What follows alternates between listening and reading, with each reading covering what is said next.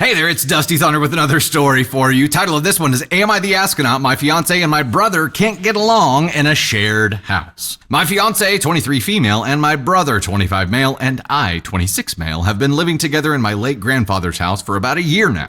Before she moved in, it was just me and my brother. The problem is that my fiancé and my brother have really different standards when it comes to cleanliness, and it's been causing issues. Time out right here. Since we didn't do a poll, let's do a guess. Which one do you think is the slob? Is it the girlfriend or is it the brother? Tater, what do you think? Is it the girlfriend or is it the brother? I think about Cece right now. I'm like, Cece's a slob. She's a hot slob. It could be the girlfriend. You go girlfriend, I'll go brother. Okay, I'll say the girlfriend's the slob. I'll say brother. You're gonna say brother? You're probably right, but it does happen.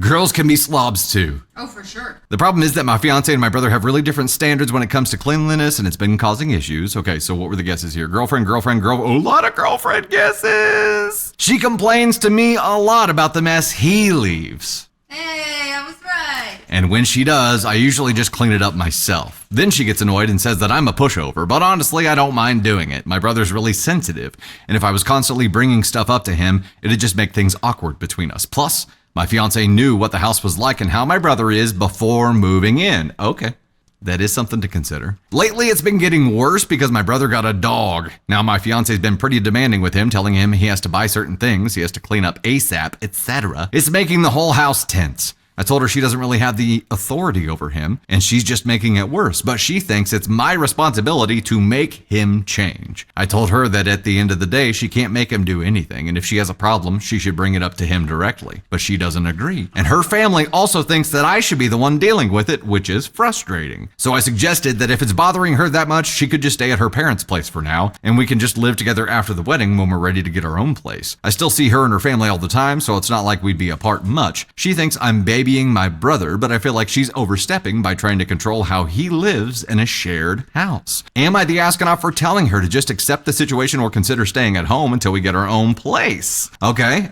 here's an edit I'll dive into before we really dive into this. Edit, just to add contextual information because people are asking about ownership of the house. It has been inherited by another family member who is letting us live there rent-free. We all split any added bills evenly. Also, our relationship is going great, and we know it isn't a permanent situation. The amount of people suggesting a split up is wild. Getting advice on actual solutions to the situation would be great instead of just ending everything, LOL.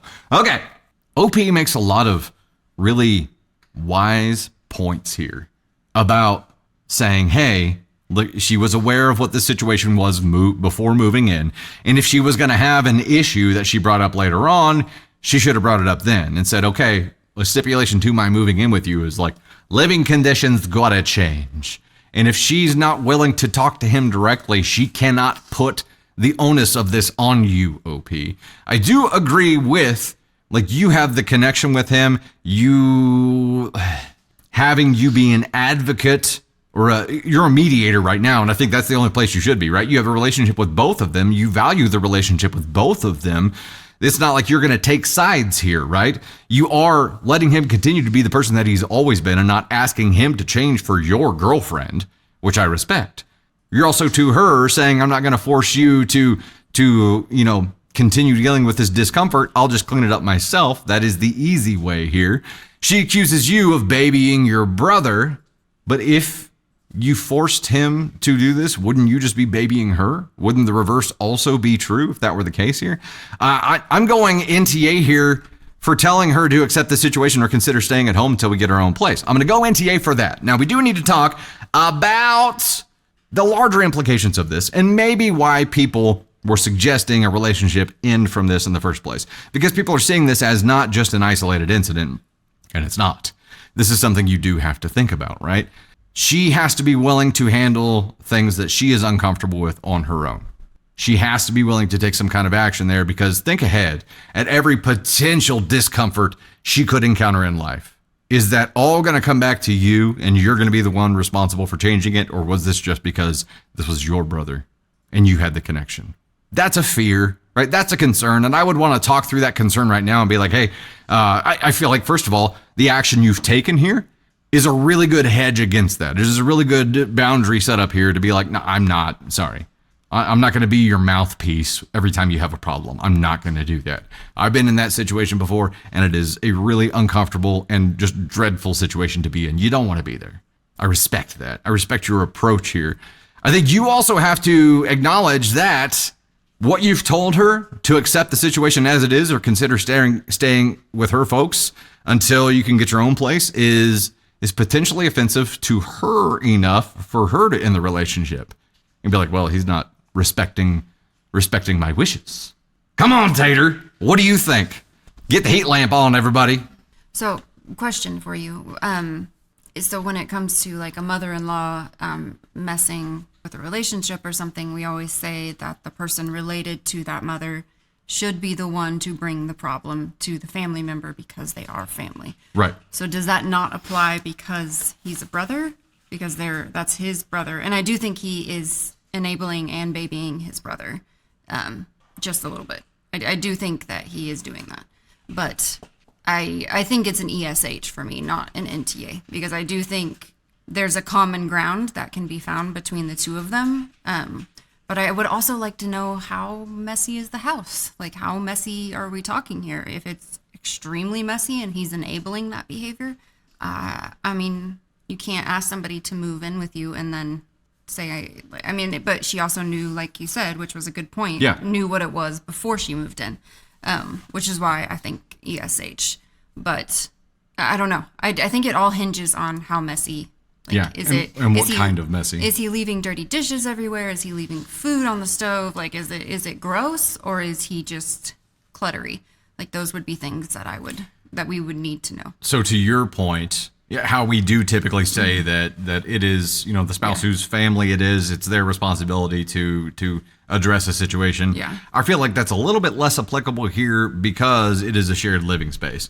When we encounter that a lot of times before, it's like somebody taking a targeted action at a spouse. And then in that case, it is the spouse whose family it is, their responsibility to advocate for and protect their loved one, right? Their spouse, their partner.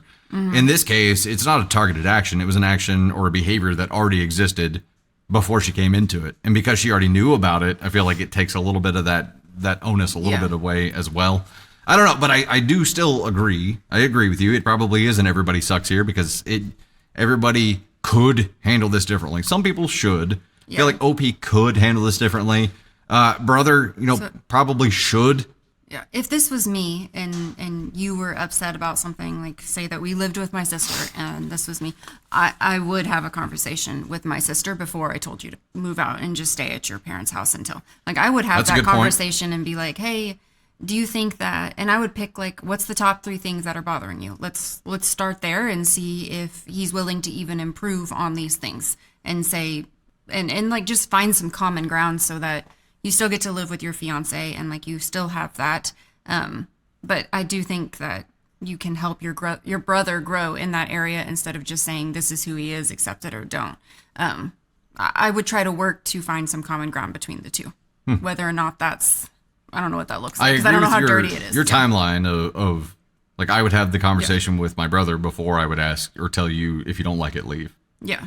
And Wonder Woman said knowing about it beforehand and living in it are 2 different things. That's true. And I do agree with that because you don't look at it the same way when it's not your safe space, when it's not your room and your home. You do gauge things differently. So I do understand that point of view. I still think it's an ESH because she did know, and like I think coming to a common ground would be the best plan for everyone. Smash that ESH button, Tater. Yeah.